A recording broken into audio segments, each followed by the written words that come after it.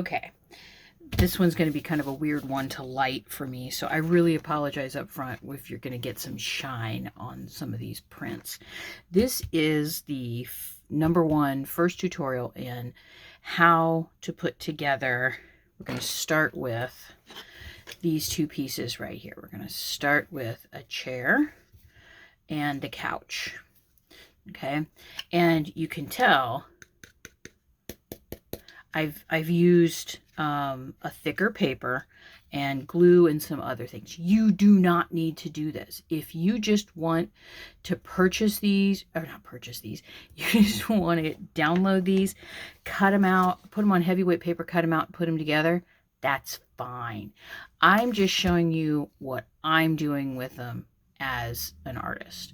And you can tell, you know, I've already made one that's a tiger with blue on the other side. So these first few are going to be concerned with these pieces of furniture. I call this one armchair #1. This is armchair #2. The side, I'm calling this the side chair, and the circular end table and coffee table. That's what we're going to do in these first 5. And this very first video, or first part of this video, is I want to show you what you're going to need.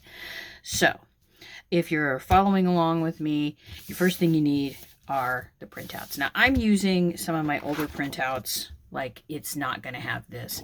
You're going to have ones that are a little better. You're not going to have this line in here. There's some other stuff that you won't have. But this is what you need first of all. You just need these printouts. Okay?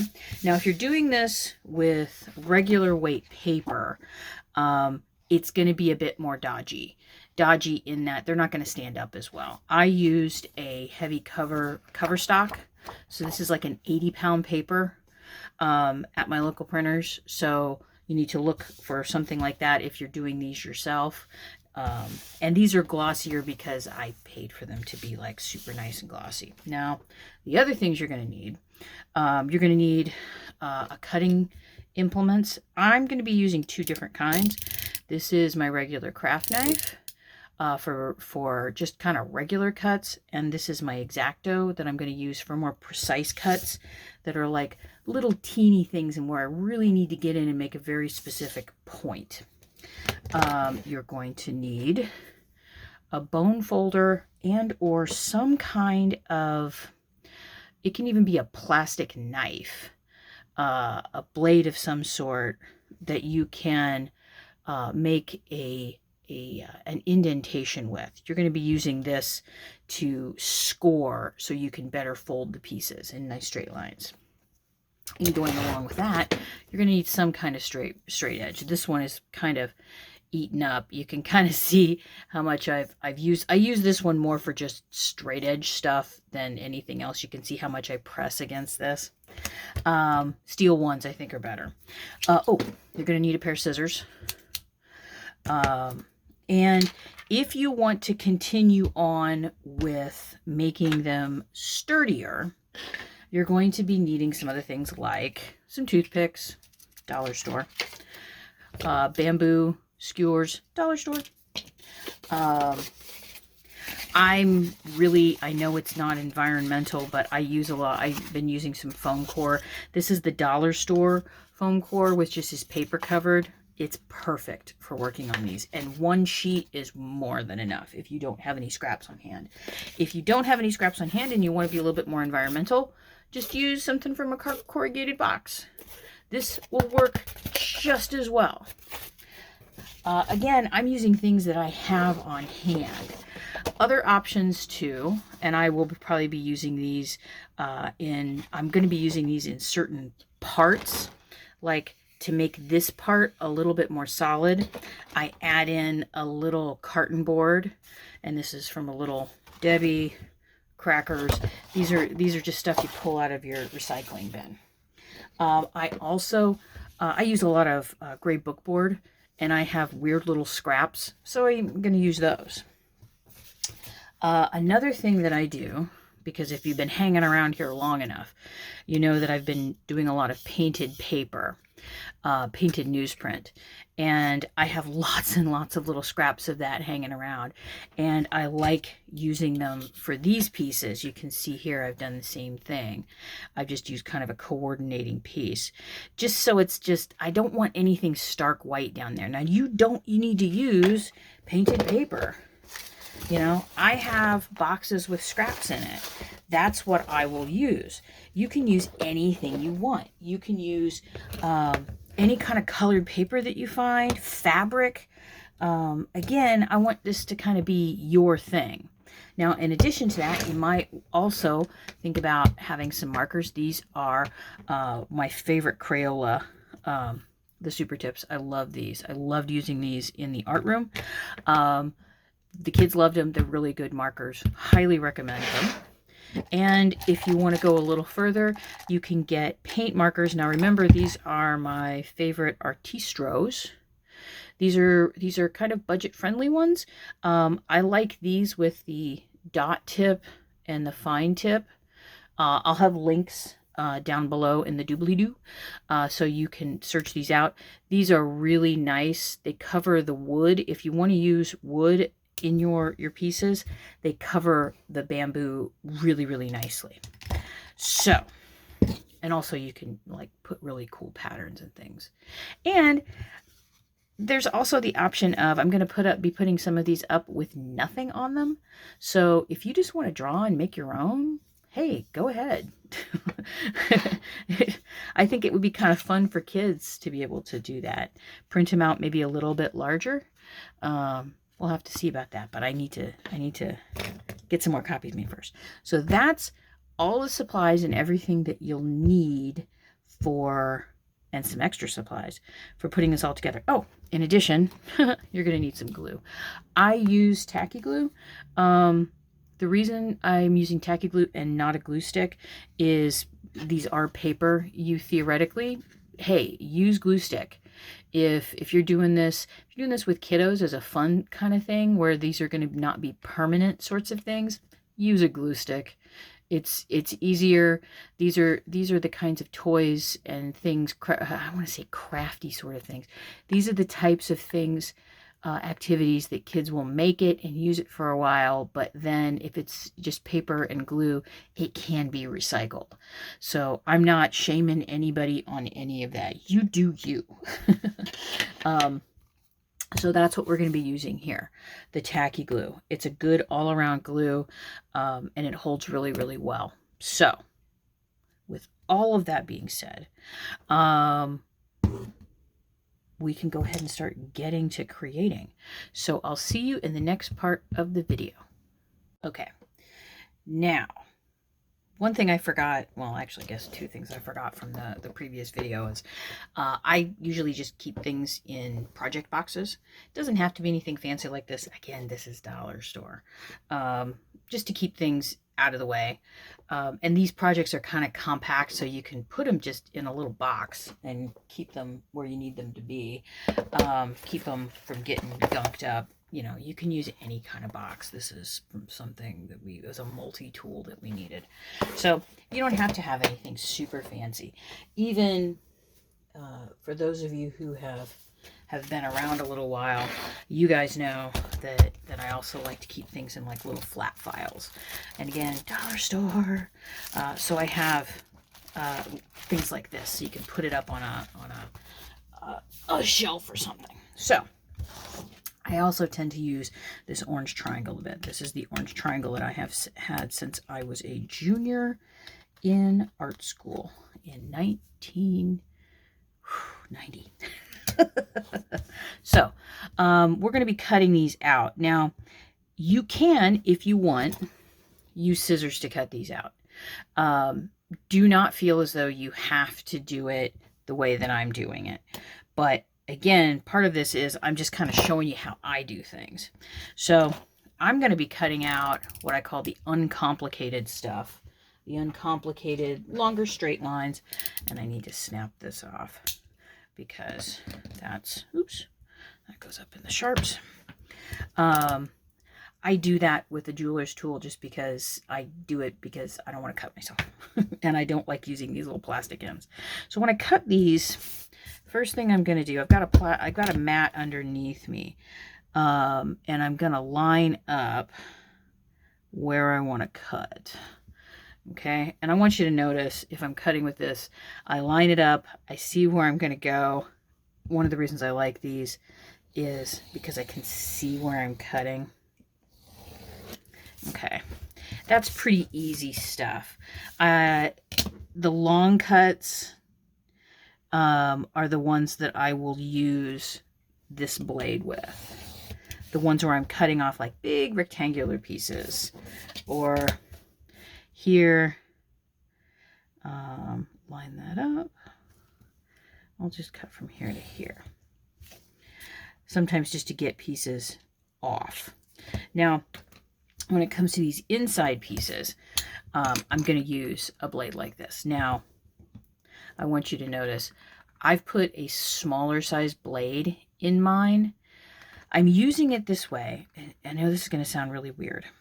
When you're cutting with an X-Acto blade, you can see like pretty much what my view is right here when I'm cutting, when the blade is like that. For me, this offsets it a little bit and it's a little easier on my hand. I like this blade because it's got a little squeezy thing on it. So I'm using this to my specifications, if that makes any sense. And when it comes to, you notice I'm moving things around. When it comes to using this, I'll line things up. Okay. Make sure I stop it. I make sure everything's pressed down. If you look at my fingernails. And when I use the blade this way, I can actually see where I'm putting it, having it offset like that. And the cut is a really nice one. Now, little tiny ones in here, sometimes I'll do these both at the same time. And again, with it being a little bit offset, and I want to make sure I'm hitting both sides, because there's both sides of the line, so I'm getting both corners. Every time I flip this, I'm making sure that there's something underneath. You don't want to try to cut with like this much underneath. This will not work.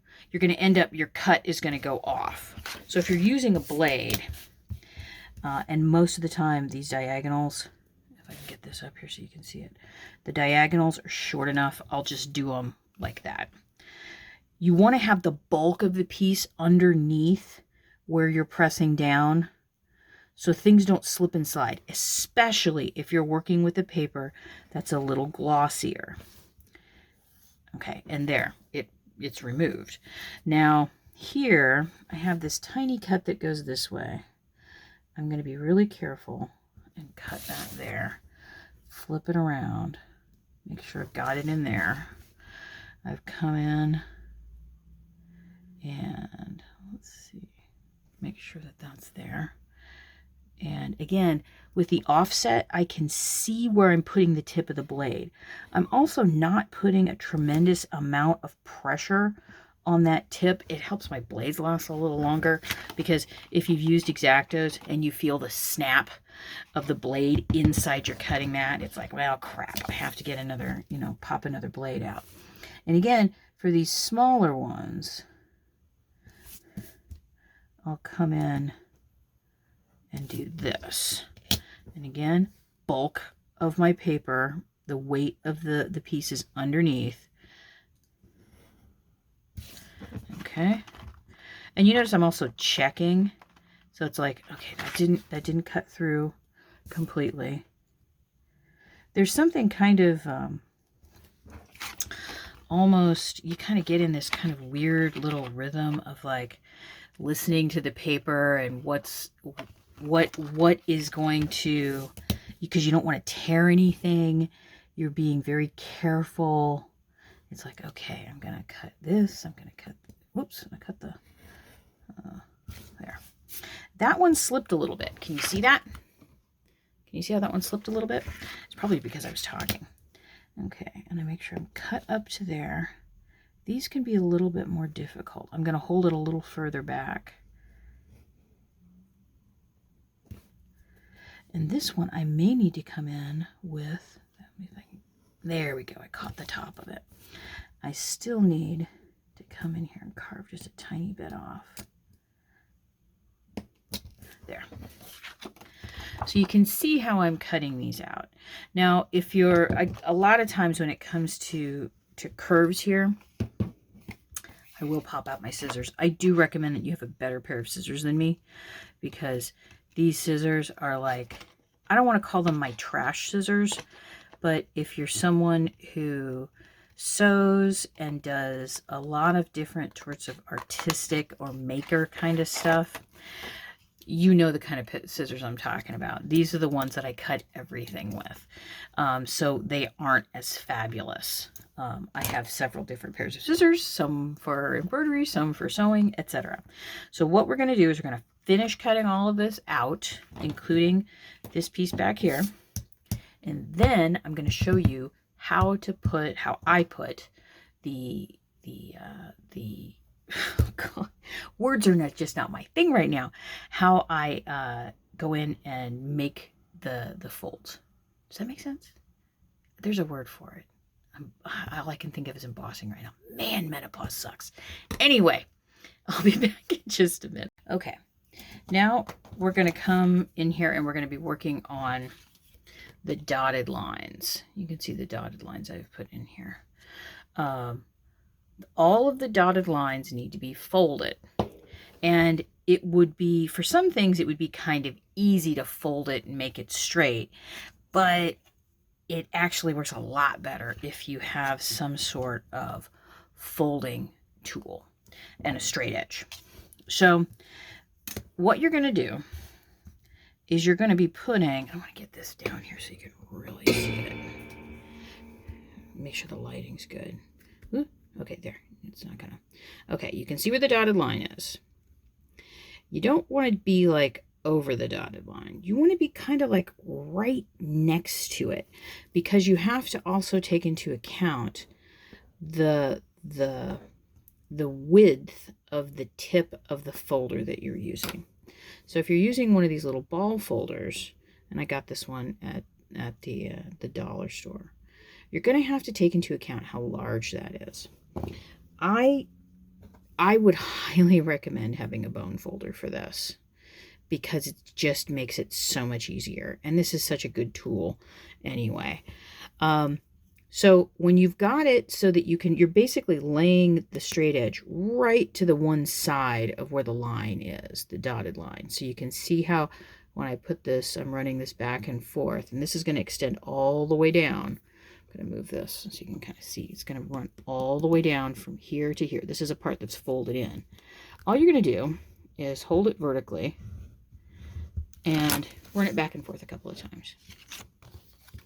When you look on the back, you can see there's a slight indentation. Slight enough that it allows you to fold something in a straight line. Now you'll notice I didn't use my bone folder to do that.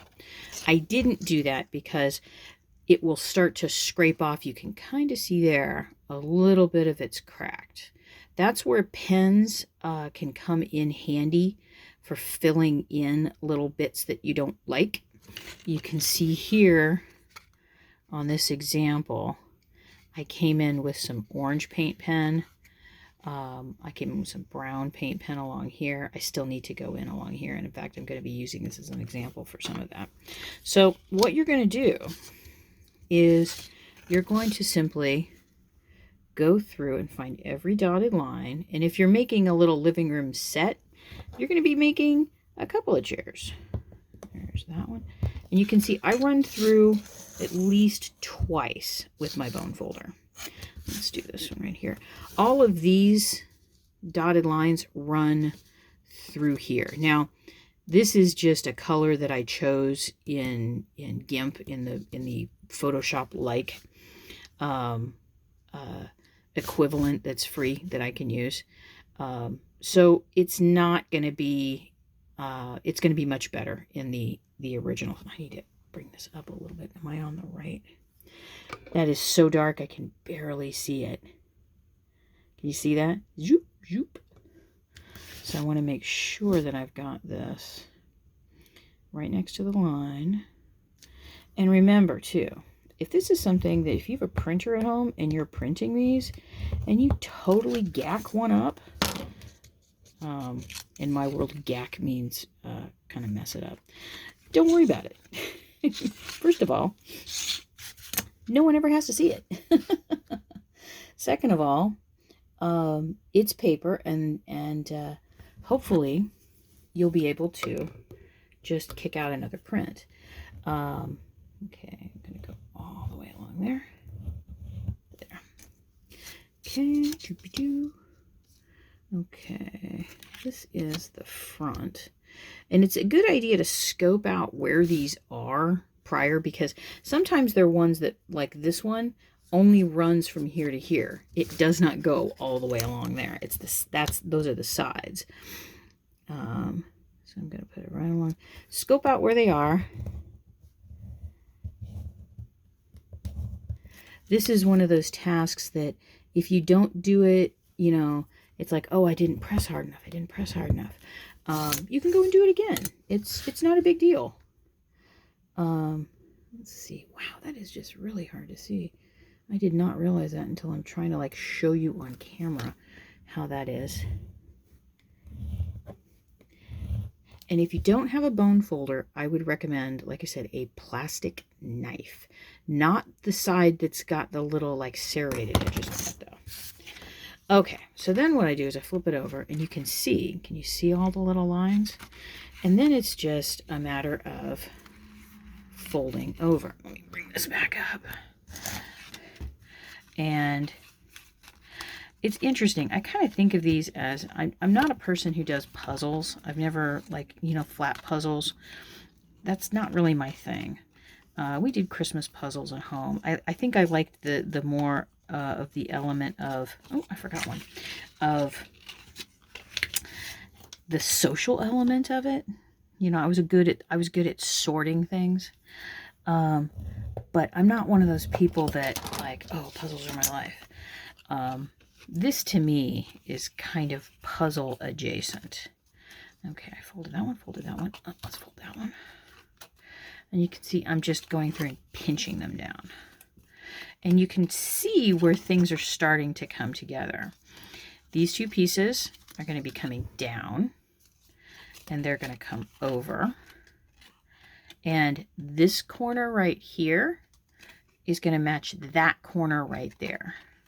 So you have an automatic, you know where to go sort of thing. Oop, and I didn't fold that one, so that's the reason it's not folding very, flopping in there very well. Okay, so you can kind of see where this is going. And then this extra piece is the piece that's put down on the back of the chair. So you don't have to look at that. It's a rather ingenious little design that's quite adaptable. I mean, as you've seen, you can turn it into other things. I also have another one where I'm turning it into a Davenport. Davenports are different than couches and love seats. Davenports are longer, but that's coming at some point. So you can see what this looks like now, and you're thinking, okay, I can go ahead and glue it together. And if you want to, at this point, if you don't want to do any of these parts, then I would recommend at this point, for anything that's going to be seen, come in. I just pulled the brown marker because it was there. Come in with the marker of your choosing if you don't want to deal with all the other stuff, and start coloring in areas that you know are going to be seen. Like this isn't going to be seen, so you don't need to color that. This isn't going to be seen, you don't need to color that. But you are going to see this and these pieces. So if the coloring part is one of the things you want to do, at this point you stop and you do that. However, you know me, I'm extra. I am so extra, it's not even funny. What we're going to do now is we're going to be figuring out where we're going to need to put some inserts. And when I say inserts, I mean the piece of foam that goes in the bottom, or cardboard, your choice. And for this part here and this part on the back, if you want to add an extra piece, you can. Now, you also know that I don't like wasting anything. So from a lot of my prints, I have little extra pieces. And what I'll do is, to make this a little thicker, I'll glue it to this. And to do that, it's really super simple. I actually, sorry, a little itch there. I need a little piece. This is some cardboard that I had just laying around. I use a lot of Ziploc baggies to help me with that stuff too. For this, because this is paper, I'm gluing paper to paper, I'll use these as like a little pushing around stick for glue. So what I'll do is I'll come in here, and I know I want this one a little thicker. So I'm going to add on some glue here, but I want you to see I'm not getting crazy with it. I am so not being crazy with it. And then I'm just going to, most of the time, I hold these up to do it because it's just a little stiffer. And I get it to the edges. I'm very much my grandmother Wilma about that. I don't know why I wiped that on my hand. And then, because nobody's going to see this, I glue it down. Now, I have some other stuff that I want to do over here. So what I'm going to do with this is I'm going to just put it under something a little weighted. I have a book to the side that I use to put things underneath, but for right now, I'm just going to put it right there.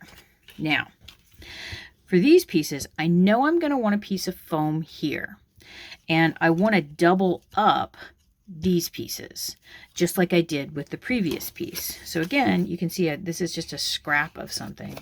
I don't like wasting things. You can do this a couple of different ways.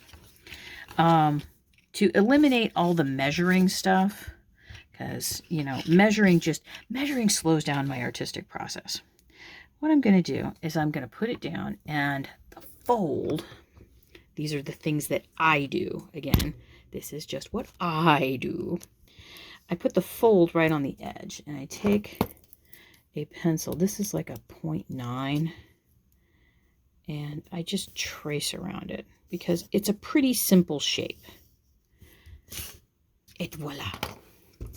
And here's where your scissors come in handy, because I don't like having to mess with the knife too much. Now, this is a little bit too big, so all I'm going to do, I'm going to do it this way so you can see how I do this. All I do is I cut it out. You see how I cut it out a little smaller? I took about 1 millimeter, maybe 1.5 millimeters. And it's just a little plain white piece. And then I can do the exact same thing, except for I think I need to trim just a tiny bit more right there because I was right on the edge. So let's just trim a little piece right there. Because when you're folding things, you need to remember that there needs to be enough space for the fold to occur. It's going to take up about 0.5 millimeter of space, just this little part right here. So you always want to make sure you've got that in mind. I do a little dry fitting, i.e. I just kind of look at it and it's like, it's a little tight right there. So I'm just going to take my scissors and just nip off a little piece. Okay. Now we're going to do the exact same thing that we did before. I put the glue on the piece that's going to be glued down because I don't want the piece to get gunky. Trying to get the glue on that is just going to drive you nuts. And you can see here, I am also one of those people who tends to like smear glue on with my fingers, which is not a good thing to do. Okay, and since I can press this down, it's a pretty small piece. Get that out of the way. I can fold this down because remember, this is just going to be sandwiched in between. No one's going to see it. And you can see here, there's a little bit of white showing. Don't have a heart attack about that because you know what? Pens cover all that up. Or if you want some watercolor, that's your choice. So what I'm going to do now in the next bit is I'm going to go ahead and glue this one down, and then I'm going to show you how to do this, the little foam piece.